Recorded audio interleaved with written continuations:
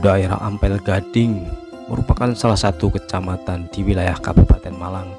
Secara administratif, Ampel Gading di sebelah timur berbatasan langsung dengan Kecamatan Pronojiwo, Kabupaten Lumajang. Kecamatan ini memiliki banyak potensi alam, di antaranya berupa hasil kopi dan cengkeh. Terdapat juga penambangan pasir vulkanis Semeru dan peternakan kambing. Potensi lainnya yang tidak kalah penting yaitu terdapat sebuah situs bersejarah, yaitu Candi Jawar Ombo. Candi tunggal ini berlokasi di Dusun Sukorejo, Desa Mulyo Asri.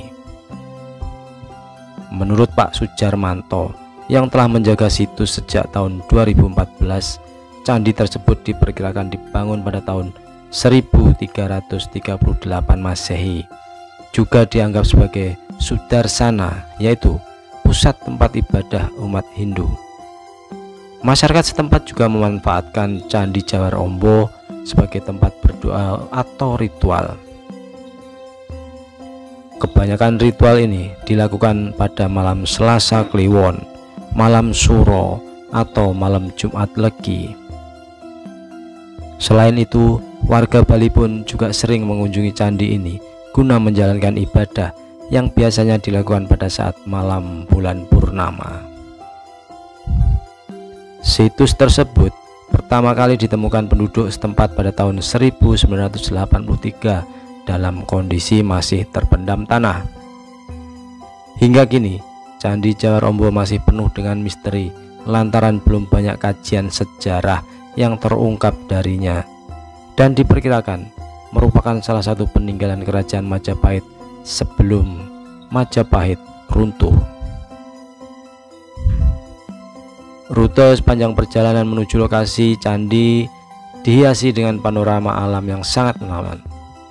Dapat menikmati pemandangan Gunung Semeru dan perkebunan milik masyarakat setempat dengan udara dingin yang menyejukkan.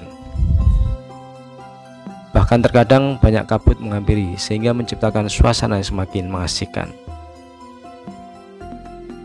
Cerita dari panel relief di Candi Jawar, yaitu Si Singa Candra Pinggala dan Lembu Nandaka yang digambarkan bangau dan kepiting. Ada juga kisah Kinari, Gagak, dan ular mati karena ketam, angsa dan kura-kura, kera dan burung manyar, ular menipu kata, Raja Aridharma, dan Brahmana Naga Pertala. Pada relief binatang penuh dengan pesan moral dan ajaran kesusilaan. Salah satunya adalah tokoh serigala bernama Sambada. Dalam kisah Si Singa Candra Pinggala dan Lembu Nandaka, tokoh itu terkenal dengan politik adu domba. Itu dilakukan terhadap rajanya yang berupa seekor singa bernama Canda Pinggala agar bertarung melawan patihnya yang berupa seekor lembu bernama Nandaka. Setelah keduanya mati, bangkai Canda Pinggala dimakan raja hutan. Bangkai Nandaka dimakan kawanan serigala. Kawanan serigala itu akhirnya mati kekenyangan.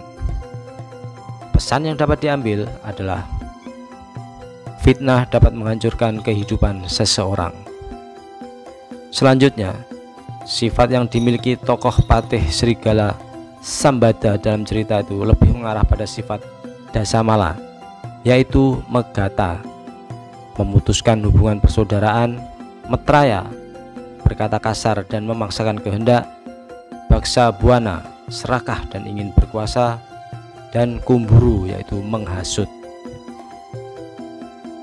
Kisah-kisah binatang ini sangat penting.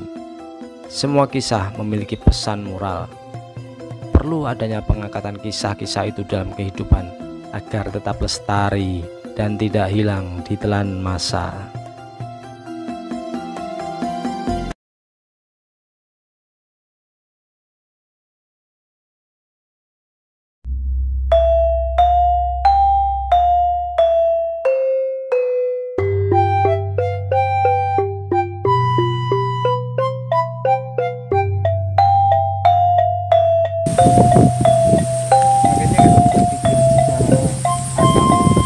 Logika, nggak mampu kita. bawa batu segini ini pada zaman itu nggak ada kendaraan, nggak ada apa. Padahal di sini itu dataran tinggi. Ya, dataran tinggi. Nah, di sana itu umpak songo itu seperti ini ya. Batu-batu aja. Tatanan bagus gitu ya. Terus sebelahnya sini ono gentongnya. Jadi apa ada penampungan airnya lah. Cuma udah pecah.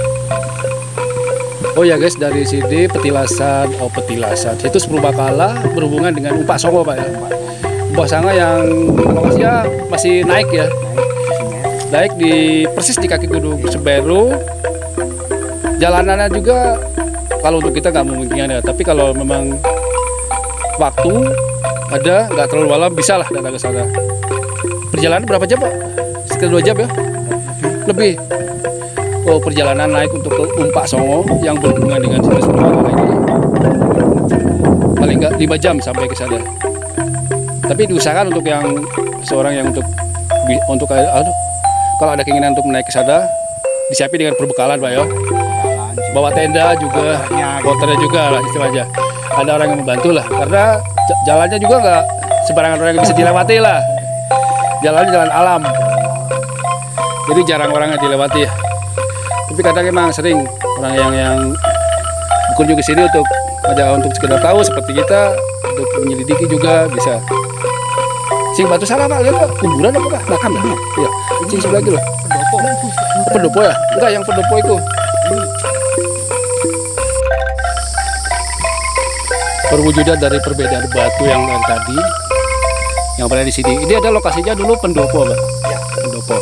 Istilahnya tempat peristirahatan lah ya.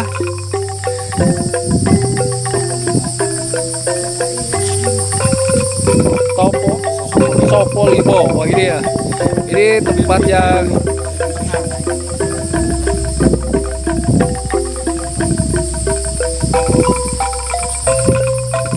ini disebut Sopolibo. Artinya pilarnya itu ada 5 ya. Ini adalah tempat peristirahatan atau pendopo zaman dulu. Kalau dulu ini masih ada ya, masih berbentuk pendopo, tapi agak sedikit udah rusak ya. Jadi batunya kesulitan sekali untuk dibentuk kembali, akhirnya ditumbuk aja.